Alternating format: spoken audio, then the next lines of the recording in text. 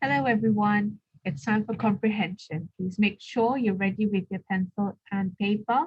We'll read through the text and you can always pause the video to write down your answers. Okay, here we go. Beowulf at once let loose an arrow, the iron tip striking home to its mark deep in the sea serpent's throat. Other spears then rained down until the body of this wave lurker was dragged lifeless to the shore. Grisly, grim, and gruesome, no one word could describe this goal of the deep. Everyone there was happy to see he was dead, I can tell you.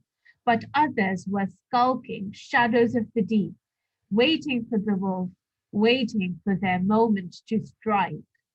The wolf now made himself ready for the fight that lay ahead of him, putting on first his heavily mailed shirt, so strong that no enemy could pierce it. On his head he set a splendid silver helmet that would protect him and ward off the worst of the blows. Wonderfully crafted, it was adorned with gold, richly carved all around with wild boars at bay. No sword swipe had ever breached its stern defense. Unferth, Hrothgar's herald and counselor, then handed him her hilted sword.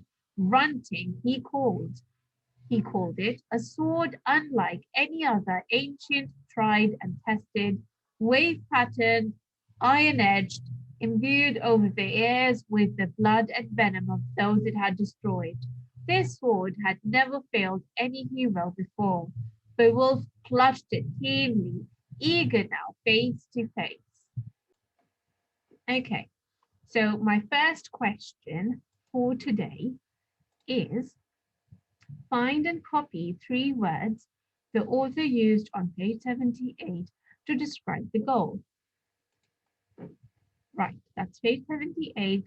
You can read through this page and find and copy the 3 words used to describe this goal. The next question is, how did the wolf prepare for the fight? Again, I would like you to read through this page and write down your answer.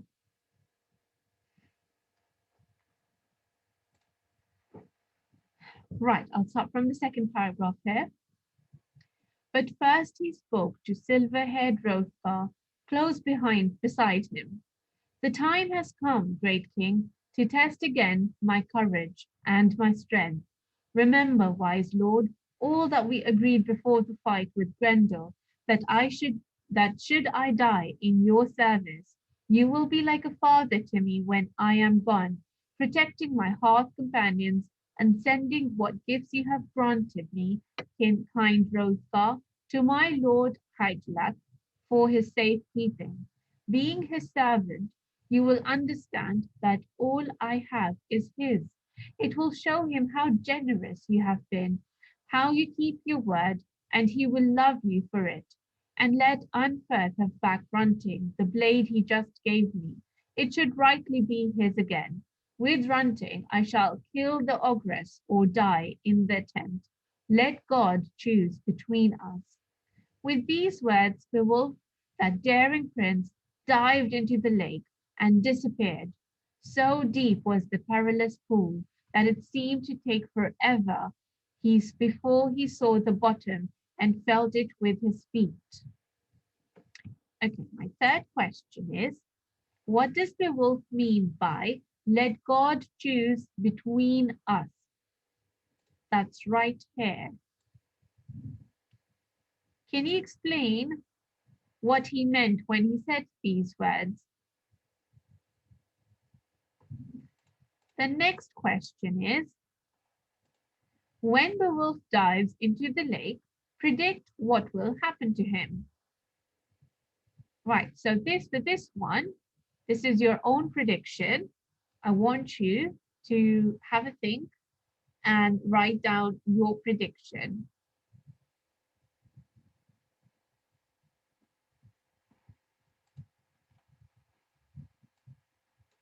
For him, sorry, so I was here. And there that blood-greedy hag of the deep was waiting for him, ready in ambush. She sprang on him, fastening him at once with her hellish hooks.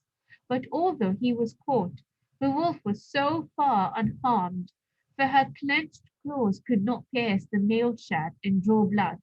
Pinioned and helpless in her grasp, the sea hag dragged the prince to her cavernous lair.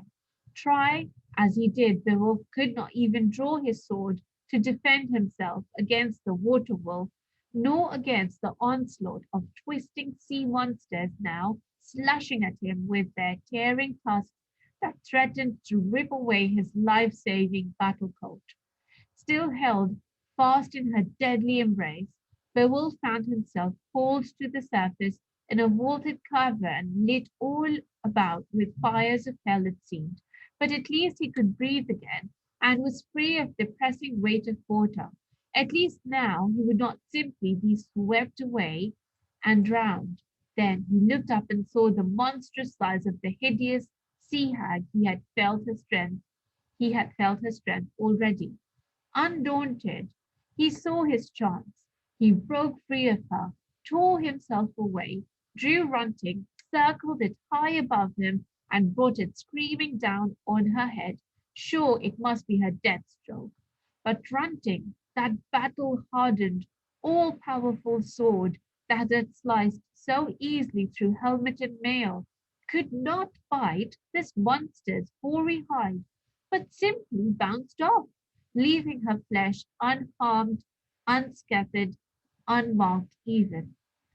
Never before had Runting failed a warrior in a fight as it had now. Okay, I'll stop there for today. So my next question is define undaunted. It is on the last page here. There you go. Please read the sentence and write the meaning of undaunted. Sorry about that. Okay, and my last question is, what was strange about Runting not being able to cut the hag? You can read through the text and write down your answer. You can unpause the video when you're ready to mark your answers. Right, so question 1 was, find and copy 3 words the author has used to describe the goal on page 78. The 3 words are right there, grisly, grim, and gruesome. Okay, the next question was, how did the wolf prepare for the fight? So you need to mention everything the wolf did in this paragraph to prepare for the fight. So he put on his heavily nailed shirt that was so strong, very strong, so that no enemy could pierce it. On his head, he set a splendid silver helmet that would protect him. He also had, it was, it's just describing the helmet then. And then you had to write about the sword that's called Runting, a sword unlike any other. If you have mentioned these 3 things that Hrothgar had to prepare for the fight, number 1 was his heavily nailed shirt. Second was his silver helmet. And third, Runting the sword. If you've mentioned these 3 things that he prepared with for his battle, your answer is correct. Question 3. What does the wolf mean by let God choose between us? That is on the next page here. And he says, let God choose between us, which means that he's telling King Hrothgar, let God choose who will win the battle. Let God choose the one who wins the battle. Okay. The next question was, when the wolf dived into the lake, predict what will happen to him. So that is your own prediction. You could have said that he would have a fearsome battle with the sea hag, or that he got injured, something went terribly wrong, or you can just say he just straight away killed the sea hag with his sword. Okay, I'd like to see those answers in tapestry. The next question was define undaunted. That's right here on page 83. Undaunted, he saw his chance. So undaunted basically means unafraid or not discouraged by danger or difficulty.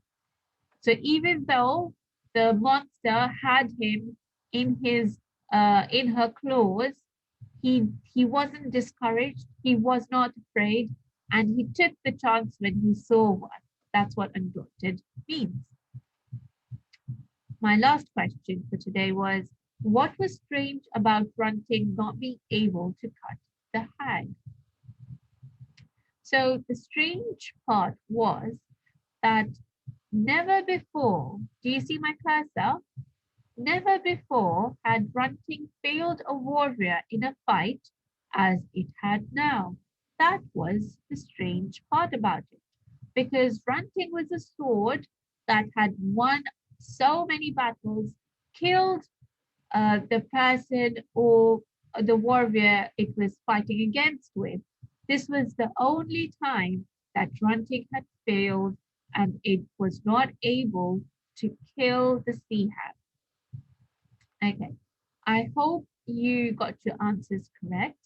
If not, you can give it a try again. You can read through the text and try answering these questions again with a better understanding. I will see you next time. Take care. Bye.